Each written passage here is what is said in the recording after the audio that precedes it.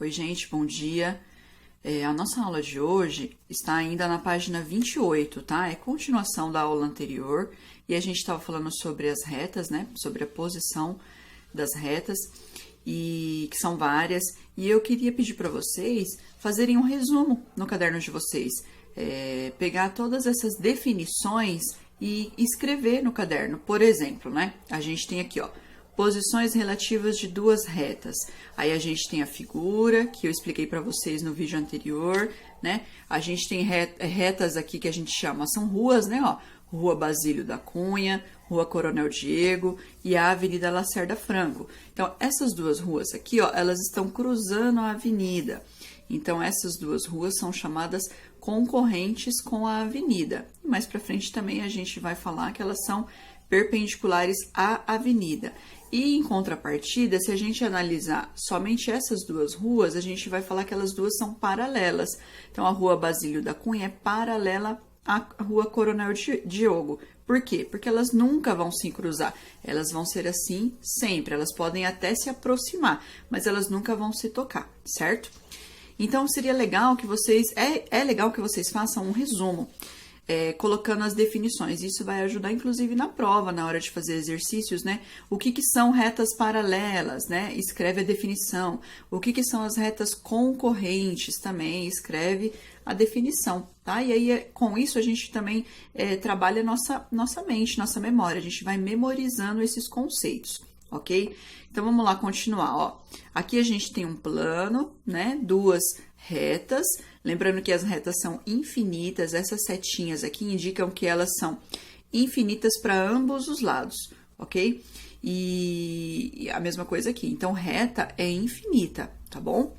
Aí a gente tem a reta, uma reta que está passando sobre a outra reta, né? Ou pela outra reta num plano alfa.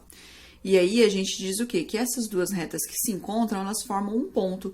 Então, elas são secantes ou concorrentes, tá bom? Então, quando duas retas se encontram em um determinado ponto, a gente chama elas de concorrentes, certo? Agora, deixa eu virar a página aqui, a gente vai para a página 29, tá aqui do outro lado. Na página 29, o que a gente tem? A gente tem a continuação, né? Ó. Nesse plano aqui, a gente tem duas retas, ó, reta R e reta S. Sempre quando a gente tem o nome das retas, elas são representadas por letras do nosso alfabeto, né? Letras minúsculas. Já o plano, sempre com letra grega. Então, tá aqui a letra alfa, né? Para indicar o plano. Então, aqui a gente tem, ó, as retas não possuem ponto comum. Então, R em intersecção com S é um conjunto vazio, porque elas nunca vão se encontrar. Então, se elas nunca vão se encontrar, elas são denominadas retas paralelas, tudo bem? E aí a gente indica assim, ó, R tracinho inclinado S, ou então assim, ó, R paralela S, tá bom? Dois tracinhos. Aí aqui embaixo a gente tem um plano, uma reta, né? Aparentemente a gente tem uma reta, mas aqui a legenda fala o quê? Que R é igual a S. E R e S são quem? São os nomes das retas. Então, o que significa? Que eu tenho uma reta sobreposta à outra aqui. Então, são duas retas, uma sobre a outra. E é o que está dizendo aqui, ó. As retas possuem todos os pontos comuns. R intersecção com S é igual a R, ou R intersecção com S é igual a S. R e S são denominadas retas coincidentes, ó. Mais um nome para vocês anotarem. Coincidentes, indica-se por R igual a S. Então, nesse caso, nós temos duas retas e uma está sobre a outra. Elas são coincidentes, elas estão passando pelo mesmo local. Aqui tem uma observação, né? Ó. Lembrando que retas não têm extremidades, certo? Por isso que a gente tem as setinhas, que eu falei, elas são infinitas. Então, elas não começam no lugar e terminam no outro. Não é assim, elas são infinitas. Ó, aqui embaixo, a figura abaixo representa também retas secantes ou concorrentes. Então, aqui abaixo, não, aqui ao lado, né, ó. A gente tem uma reta, né, ela vem daqui, mas ela continua. Essa linha tracejada indica que elas vão continuar sempre. E em dado momento, elas vão se encontrar. E daí, elas vão formar um ponto. E esse ponto aqui a gente chama de P, que é esse que tá aqui, ó. R intersecção com S. Quem que é a intersecção das duas retas? O ponto P, que é onde elas se encontram, tá bom? Então, agora aqui, ó, semirreta. Qual que é a diferença de semirreta? Esse daqui a gente também precisa colocar no nosso resumo, tá? Então, vocês coloquem lá, façam um bem bonitinho, destaquem com canetas coloridas, que eu lembro que vocês gostam muito de canetas coloridas. Então, destaque, façam uns lembretes bem legais. Aqui a gente tem o plano, a gente tem esse traço aqui que é chamado do quê? Vamos ver, ó. A figura ao lado nos mostra a reta R, e é uma reta. Não tem as setinhas, mas ela é uma reta, que não tem começo e nem fim. Ela cresce para os dois lados. Ou reta AB. Então, aqui a gente já tem, ó, um outro jeito de escrever, certo? Ó, AB, e esse tracinho aqui indica segmento. Ela passa por A e por B, não tendo início no fim. Na verdade, não é no fim, é nem fim, né? Ó, aqui a gente tem, então, uma reta, mas no meio dessa reta, em algum lugar, a gente tem o quê? Uma definição aqui, ó. Um pontinho A e um pontinho B. E aí, esse trechinho aqui, a gente chama do quê? De semirreta, né, ó? AB, tá vendo, ó? Na verdade, ele é um segmento, é o segmento AB. Na mesma figura, consideremos o ponto A e a parte da reta R que passa por B. Agora sim, a gente tem uma semirreta, que ela vai começar em A e ela vai crescer infinitamente para cima, certo? Ó, na figura, consideremos o ponto A e a parte da reta R que passa por B. Então, ele começa em A e sobe, passa pelo B e continua. Você traçou a semirreta com origem no ponto A, então aqui nós temos uma semirreta, e que passa pelo ponto B. Indica-se AB, que é a mesma indicação daqui de cima, tá vendo? Então, a gente tem AB, ela começa em A e passa por B. Então, a gente põe o tracinho em cima para indicar que é uma semirreta ou um segmento. Certo, gente? Ainda na primeira figura, consideremos o ponto B e a parte da reta R que passa A. Então, aqui a gente tem o ponto B e a reta começa aqui, ó. Na verdade, não é reta, né? A semirreta começa aqui e desce. E aí, passa pelo ponto A e continua. Ó, você traçou a semirreta com origem no ponto B e que passa pelo ponto A. Indica-se BA. Então, de B para A. Daí, a gente coloca o tracinho em cima, ok? Então, semirreta, ela tem o começo, mas ela não tem fim, certo? Então, a semirreta sempre vai ter um começo, uma origem. Já a reta não tem origem, nem extremidades. E isso vocês precisam memorizar, tá bom?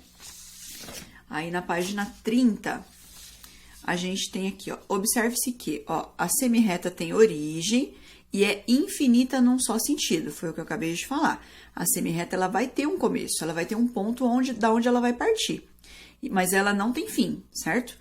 A semirreta é um subconjunto da reta, ou seja, ela está contida na reta, ela nasce a partir de uma reta, tá bom? Agora, aqui a gente vai ver segmento de reta. Num plano alfa, tome dois pontos distintos, A e B. Com o auxílio de uma régua, trace uma linha que começa no ponto A e termina no B. Então, aqui a gente tem um plano, provavelmente teria dois pontinhos, e aí foi ligado, né, com uma régua, foi traçado aqui esse segmento, que começa no A e termina no B. Então, ó, você traçou o segmento AB, certo? Indica-se AB, que é ele começa em A e termina em B, com um tracinho em cima. Os pontos A e B são denominados extremidades do segmento. Então, aqui no segmento de reta, que é algo para se anotar, que vocês vão estudar bastante isso, qual é a definição dele? Veja só aqui, ó. Um segmento tem começo e fim, portanto, é finito. Ou seja, ele vai começar no A e vai terminar no B. Isso para esse exemplo. Mas ele pode, em outros exercícios, começar no C e terminar no D, tá bom? Mas o importante é que vocês entendam isso. Vai ter começo e fim. Tem um tamanho certo. Um segmento é um subconjunto da reta, ou seja, ele também parte de uma reta, tá? Vejam que aqui, ó, ele é uma reta, né? Quer dizer, ele seria uma reta se ele não tivesse um começo e um fim. Há infinitos pontos entre as extremidades de um segmento. Assim como na reta, na semirreta, o segmento também possui infinitos pontos dentro dele, porque ele é formado por pontinhos bem pequenos, até que eles ficam bem próximos e forma o segmento, ok? Daí a gente tem aqui, ó, segmentos consecutivos. E aí a gente vai estudando os segmentos, ó. Observamos agora, a gente tem aqui, ó, dois segmentos, AB e BC, ok? Ó, esses pontinhos indicam começo, fim.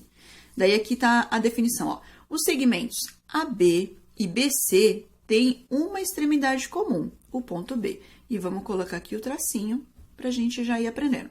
Então, o segmento AB, que é esse tracinho aqui, ó, que sai de A e vai até B, é esse trecho, certo? Esse é o segmento AB. E BC tem extremidade em comum, e esse daqui é o BC.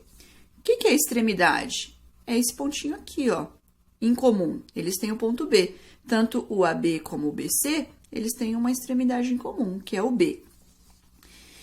Agora, aqui embaixo, a gente tem dois segmentos, né, ó, MN e NP.